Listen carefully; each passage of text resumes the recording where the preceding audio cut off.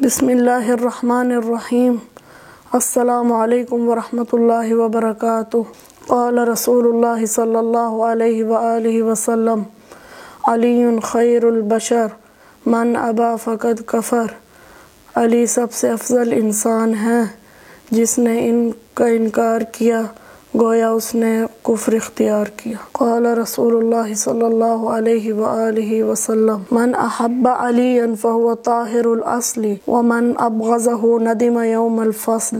اللہ کے رسول ارشاد فرماتے ہیں، جس نے علی سے محبت کی اس کی ولادت پاک ہے، اور جس نے ان سے بغض رکھا وہ قیامت کے دن نادم ہوگا۔ قال رسول اللہ صلی اللہ علیہ وآلہ وسلم انا وعلی ابوا ہذہ الامہ۔ اللہ کے رسول ارشاد فرماتے ہیں، میں اور علی اس امت کے باپ ہیں۔ قال رسول اللہ صلی اللہ علیہ وآلہ وسلم انا وعلی من نور واحد۔ اللہ کے رسول ارشاد فرماتے ہیں، میں اور علی ایک ہی نور سے ہیں۔